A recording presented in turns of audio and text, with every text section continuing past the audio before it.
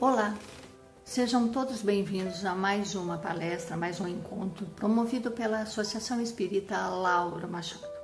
Antes de iniciarmos a nossa reflexão de hoje, farei a preparação do ambiente lendo uma das lições do livro Fonte Viva de Chico Xavier pelo Espírito de Emmanuel. Ir e ensinar. Portanto, ide e ensinai. Jesus, Mateus 28, 19 e 20. Estudando a recomendação do Senhor a seus discípulos, ide e ensinai, é justo não olvidar que Jesus veio e ensinou. Veio da altura celestial e ensinou o caminho da elevação aos que jaziam atolados na sombra terrestre. Poderia o Cristo haver mandado a lição por emissários fiéis. Poderia ter falado brilhantemente, esclarecendo como fazer. Preferiu, contudo, para ensinar com segurança e proveito, vir aos homens e viver com eles para mostrar-lhes como viver no rumo da perfeição. Para isso, antes de tudo, fez-se humilde e simples na manjedoura. Honrou o trabalho e o estudo no lar e em plena atividade pública foi o irmão providencial de todos, amparando a cada um conforme as suas necessidades. Com indiscutível acerto, Jesus é chamado o Divino Mestre. Não porque possuísse uma cátedra de ouro, não porque fosse o dono da melhor biblioteca do mundo, não porque simplesmente exaltasse a palavra correta e irrepreensível, não porque subisse ao trono da superioridade cultural, ditando obrigações para os ouvintes, mas sim porque alçou o próprio coração ao amor fraterno e ensinando, converteu-se em benfeitor de quantos lhe recorriam os sublimes ensinamentos. Falou-nos do Eterno Pai e revelou-nos com o seu sacrifício a justa maneira de buscá-lo. Se te propões, deste modo, cooperar com o Evangelho, recorda que não basta falar, aconselhar e informar. Ide e ensinai. Na palavra do Cristo quer dizer, ide e exemplificai para que os outros aprendam como é preciso fazer. Que linda mensagem, não? Olha que beleza de reflexão podemos obter através desta leitura. Imbuídos então neste pensamento de Jesus, vamos então nos concentrando, pedindo então aos nossos mentores individuais, ao mentor da Associação Espírita Lauro Machado, que possa aquietar o nosso coração, tranquilizar a nossa mente, para que possamos abstrair o máximo possível das reflexões tiradas do livro Ilumina-te, de Divaldo Franco, pelo espírito de Joana de Ângeles. Hoje vamos falar sobre o capítulo 27, Fidelidade Mediúnica. Duas palavras fundamentais, importantíssimas, né? Fidelidade é você assumir os compromissos, você fazer valer o seu compromisso, o seu dever. Mediúnica é a capacidade do médium. O que é um médium? É a pessoa que transmite, que faz a comunicação, é um intermediário entre o plano espiritual e o plano físico. Então, nós vamos falar sobre a fidelidade mediúnica, ou seja, a importância dessas comunicações e para que elas servem e por que elas são tão importantes, e os deveres dos médiuns, que são as pessoas que fazem esse intercâmbio. Então vamos lá. Você sabia que a mediunidade que permite essa comunicação dos espíritos com os homens, é uma faculdade, é uma capacidade que muitas pessoas trazem consigo desde que nascem. Aliás, a maioria das pessoas trazem consigo desde que nascem. Só que por conta das imperfeições, por conta das perturbações, elas acabam não desenvolvendo ou não se dando conta dela. Mas todos nós trazemos desde que nascemos, independente da religião ou da diretriz doutrinária que a gente adota na vida. Então, ela é uma capacidade inerente a todas as criaturas humanas, como a capacidade de ver, ouvir, falar e andar. Assim como a gente percebe que existem pessoas que têm dificuldades para ouvir, dificuldades para ver, dificuldades para falar, para andar, a mediunidade também é uma capacidade que precisa ser desenvolvida, que precisa ser estudada e trabalhada. Então, a mediunidade é uma bênção de Deus para oferecer conscientização da transcendência da vida. O que isso quer dizer? É uma bênção de Deus mostrando que a vida não é meramente esse materialismo que possuímos e que temos. Possuímos no corpo, né, na vestimenta, nas coisas que temos e tudo mais. Então, nós vamos ver que em todas as épocas, todas, né, a vida inteira existiu o que podemos chamar de embaixadores dessa mensagem, ou seja, pessoas que viveram mostrando, né, que há vida além da morte, mostrando que nós estamos presos no corpo, a nossa alma está presa a um corpo material, mas que ela se liberta, que há vida além da morte e que, portanto, somos possuidores de espírito e que os espíritos se comunicam com os espíritos encarnados. Então, os espíritos desencarnados comunicam-se com os espíritos encarnados. E sempre houve pessoas que nos atentavam para a importância, para a importância de boas ações, para a importância de vivermos bem, de sermos justos, do amor e tudo mais. Nós vamos ver que essas pessoas eram embaixadores de Jesus. Então nós vamos ver que desde a época da China, com Fu Xi, já havia esses embaixadores.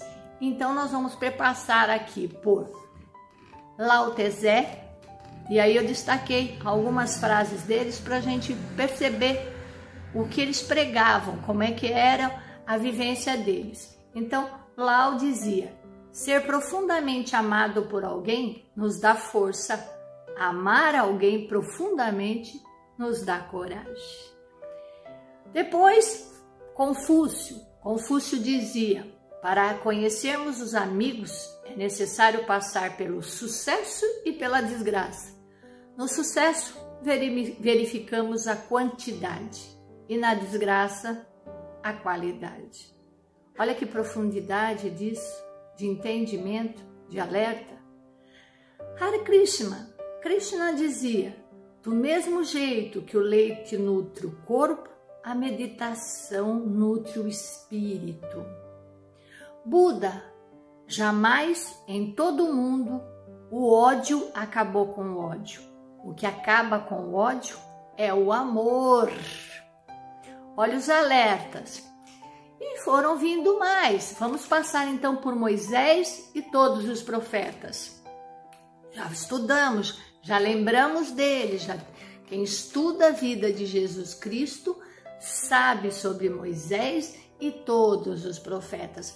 Mas antes de Moisés e dos profetas, houve Sócrates, Platão e Aristóteles, conhecidos como os nossos filósofos, né?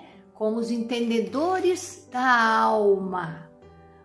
Então Sócrates dizia: as almas de todos os homens são imortais, mas as almas dos homens justos são imortais e divinas, ou seja, encontraram a luz.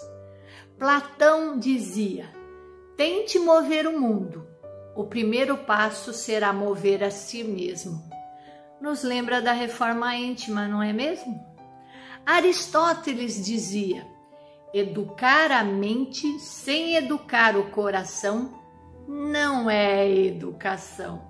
Olha que interessante isso. Fala que então não adianta só a intelectualidade, a informação. Precisa ter amor, precisa ter moral. Então, a gente vai fazendo um resgate até chegar em Allan Kardec. Então, nós vamos ver que em todas as culturas, né, todas as religiões, todas as civilizações, com as suas regras, com os seus preconceitos, com os seus ensinamentos, em todas as ocasiões, apareciam esses embaixadores, apareciam essas pessoas para nos ajudarem a ir refletindo e entendendo que nós temos uma transcendência, ou seja, nós transitamos, nós estamos aqui emprestados, mas com uma função de desenvolvermos o nosso espírito, de fazê-lo encontrar a luz, de que nós possamos, que a nossa essência possa encontrar a luz. E aí a gente tem um marco fundamental até chegarmos, né, que é aí o Allan Kardec, conhecido como o emissário do Consolador, que é o Espiritismo. Então, Allan Kardec vai reforçar, vai ressignificar e vai mostrar para a gente, né? Ele traz nos seus livros, nos seus escritos, toda a comunicação entre ele e o mundo espiritual. Mas não é uma mediunidade sem diretriz. Allan Kardec traz para a gente uma mediunidade pautada nos ensinamentos de Jesus, que foi o maior embaixador, o mestre, como nós acabamos de ver na preparação dessa nossa conversa aqui, na preparação do ambiente. Não é à toa que ele é chamado de divino mestre. Então é uma mediunidade, ou seja, uma capacidade de comunicação com os espíritos mais filtrada, perpassada pelas orientações e ensinamentos de Jesus. Então é uma mediunidade com Jesus que Allan Kardec traz para a gente. E aí, claro que eu não poderia deixar de trazer uma frase de Allan Kardec. O verdadeiro espírita, olha lá o alerta que ele traz para a gente. O verdadeiro espírita não é o que crê nas comunicações, mas o que procura aproveitar os ensinamentos dos espíritos. De nada adianta crer se sua crença não o faz dar sequer um passo na senda do progresso e não o torna melhor para o próximo. Olha lá. A mediunidade, então não basta saber que existem espíritos e que a gente se comunica com ele. Basta entender que os espíritos podem e estão para nos ajudar na nossa caminhada individual e coletiva, porque nós podemos sim também ser embaixadores da palavra de Cristo. Bom, desde Kardec, então, nós vamos ver, por isso que a gente chama de marco, né? Desde Kardec, a mediunidade deixou de ser um carisma, um dom, um privilégio, uma manifestação até demoníaca, chamada por algumas pessoas, né? Psicopatológica, ou seja, uma doença ou uma excentricidade. A mediunidade passou a ocupar, então, o seu legítimo significado de faculdade, de capacidade da alma que o corpo revestiu de células. Com esse revestimento de células, ou seja, com esta massa material e corpórea, é óbvio que ganhamos interferências. A carne sente e a alma tenta resistir e se aprimorar. Mas com essa significação que Kardec trouxe para a mediunidade, então a mediunidade ganhou uma altíssima significação, tanto na conceituação psicológica, como histórica e humanística, e vem oferecendo melhor compreensão da existência terrena e da sua finalidade, trazendo conforto moral a todos que sofrem com a partida dos seres queridos. Então, veja bem, ela é uma capacidade, né, que vai sendo desenvolvida, que vai trazendo um bem-estar físico e mental, vai interferindo na vida emocional e psicológica das pessoas. Ela vai ganhando fator histórico, porque nós acabamos de fazer um resgate histórico, aí uma linha do tempo histórica, e humanística, porque ela vai nos tornando humanos melhores, humanos de fato racionais, que pensam e que refletem, e vem oferecer alívio. Ela vem oferecer um grande alívio para aquelas pessoas que sofrem pela perda dos seus entes queridos. Então é muito difícil lidar com a morte, ainda somos muito apegados à presença terrena, ainda somos muito apegados à nossa saudade, à nossa angústia. Então, quando recebemos uma mensagem, seja ela escrita, seja ela falada, uma notícia do além-túmulo de um ente querido, de que ele está sendo auxiliado, que ele está sendo ajudado, que ele está encontrando o caminho da luz, isso vai trazendo um afago ao nosso coração e uma tranquilidade para a nossa mente. A partir de então, a partir desse novo papel que Kardec mostrou para a gente, que existe, que é essa capacidade da vida além túmulo, de que os nossos entes queridos continuam vivendo, mas de uma outra forma, com uma outra energia, passamos a ter então um sopro de esperança. Esse sopro de esperança percorre a humanidade, impulsionando-a ao prosseguimento dos deveres, de continuar na experiência física, fomentando o próprio progresso e o da sociedade.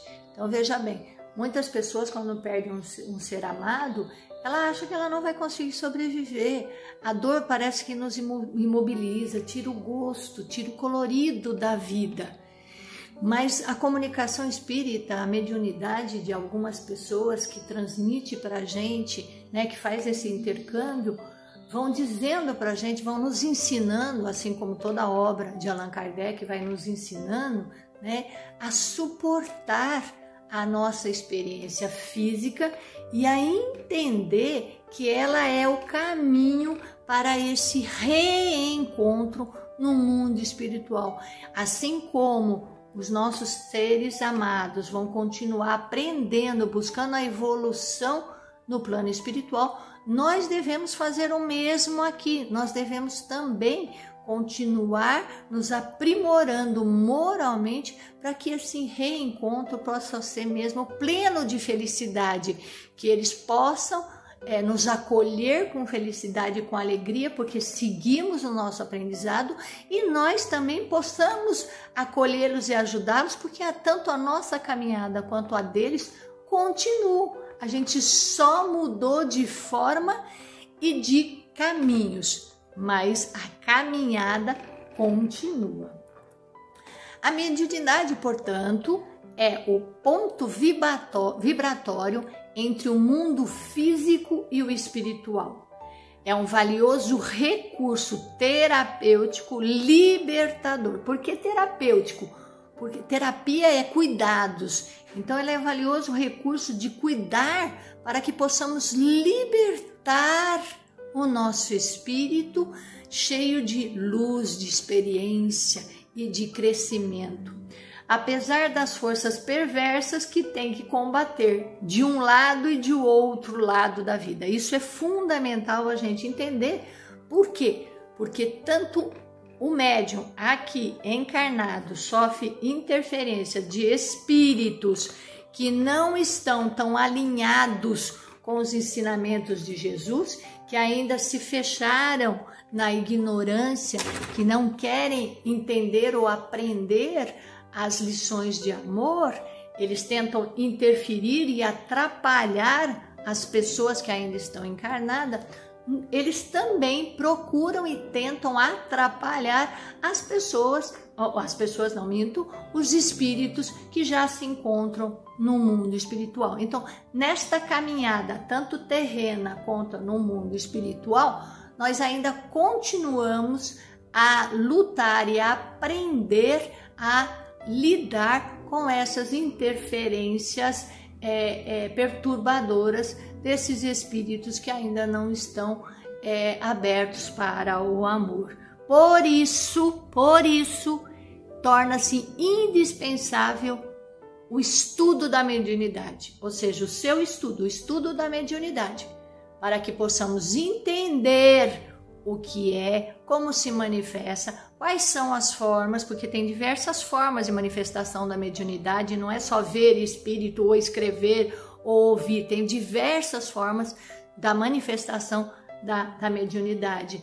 E pode ter, assim como qualquer rádio ou telefone ou celular que recebe interferências, pode receber interferências. Então nós temos que estudar, entendê-la, para que possamos diminuir essa interferência. Além do que, a transformação moral do médium para melhorar-se é fundamental.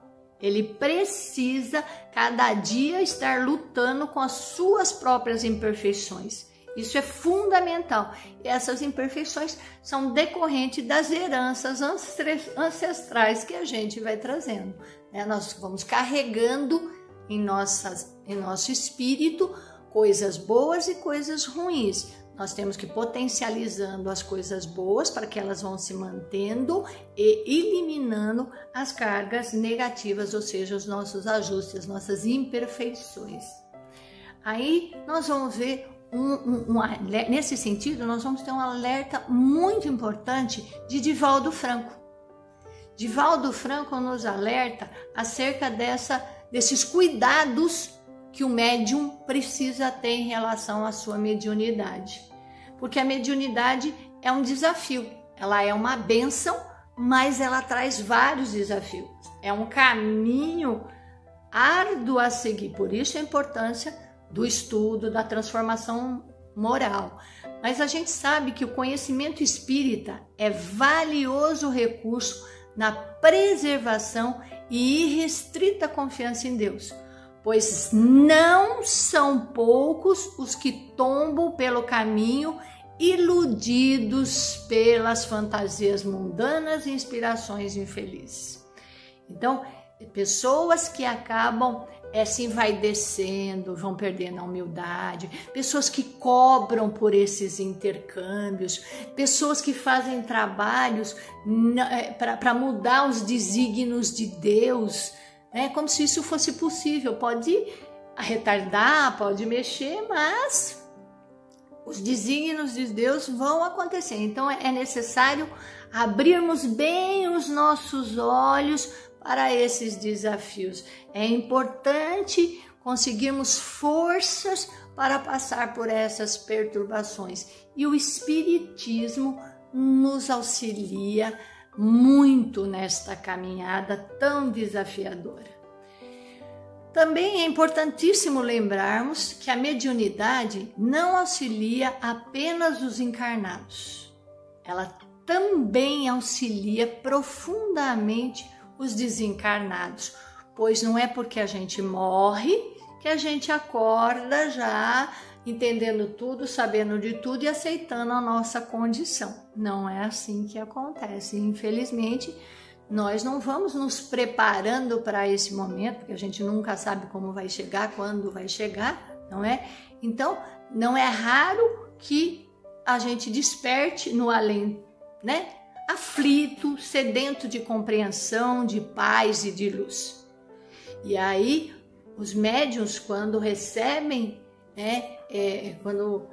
recebem esses espíritos angustiados, sofrendo ainda, e possam se comunicar com eles, podem pedir que sejam auxiliados, que sejam acolhidos com luz, que possam fornecer uma compreensão do que está acontecendo, da realidade, que a vida continua de uma outra forma, que ele possa se abrir aos irmãos de luz que estão lá para acolhê-los, que estão acompanhando, mas é que ele que tem livre-arbítrio de permitir ou não que os nossos benfeitores possam se aproximar de nós e assim afastar aqueles que estejam intuindo ou perturbando, né? Então, felizes aqueles que podem transformar a existência em um evangelho de boas ações, marcando sua caminhada com pegadas de amor e paz, especialmente no exercício da mediunidade luminosa. Então, olha que importante. Nós podemos, com a mediunidade, auxiliar aos nossos irmãos que aqui ficam sofrendo pela perda de entes queridos, pelas angústias das dificuldades da vida, pelas desilusões, pelas dificuldades. A gente pode auxiliá-los com mensagens, com reforço, com tranquilidade, com ensinamentos de Jesus, que é puro amor, assim como também auxiliar aqueles que já nos deixaram no plano terreno e estão no plano espiritual, diminuindo também suas angústias e auxiliando em sua caminhada. Então, olha só, felizes aqueles que podem transformar essa existência terrena na prática da sua mediunidade em caminho de luz aí para todos os seres que estão ao nosso redor, encarnados e desencarnados. Agora é maravilhosa essa lição que Joana de Ângeles nos traz através do nosso escritor favorito aqui, que é o Edivaldo Franco, né? Na condição de médium de Deus, Jesus deu o exemplo da máxima fidelidade. Lembra que nós estamos falando de fidelidade mediúnica. Jesus, como médium de Deus, nos deu o maior exemplo dessa fidelidade ao compromisso de levá-lo a todas as criaturas, constituindo-se lição viva de amor e de trabalho na construção de uma sociedade mais saudável e justa. Portanto, sempre que te encontres angustiado por qualquer fator que interfira na tua sensibilidade mediúnica, pergunta-te: como se comportava Jesus em situações equivalentes? E segue-lhe o exemplo. Eu não estou aqui hoje falando apenas aos que já se identificam e já se denominam e são denominados pelas pessoas que o conhecem como médiuns. Vamos lembrar lá do início da nossa conversa que todos nós possuímos mediunidade, cada um da sua forma, do seu tipo e da sua dimensão. Em alguns de nós ela ainda não cresceu, não se desenvolveu. Em outros já está se desenvolvendo, em alguns um pouco mais, em alguns bem aflorados. Em que momento estamos na nossa mediunidade? Lembrando aqui que a mediunidade é a comunicação com os espíritos. E o maior espírito que está sempre conosco é o Divino Mestre Jesus.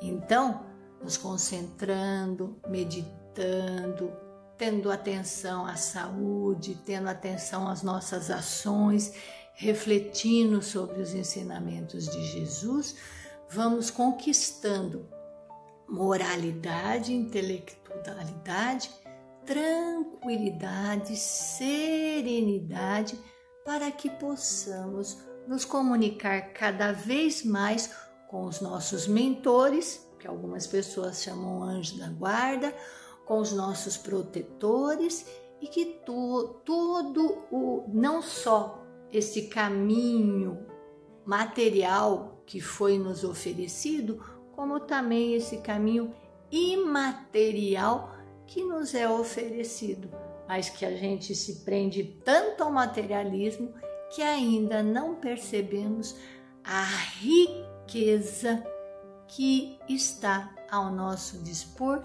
nesse plano espiritual. Não estou aqui falando de riqueza material conhecida por nós aqui. Estou falando de riqueza de valores como paz, serenidade, compaixão, amor. Então, meus irmãos, deixo-os hoje com a seguinte frase: que haja luz em teus passos e gratidão em tua alma. Que Jesus esteja sempre conosco, pois Ele está, mas que estejamos também abertos para estarmos caminhando de mão dadas junto com Ele e distribuindo este amor e esta paz em todo o nosso caminho. Que assim seja, graças a Deus.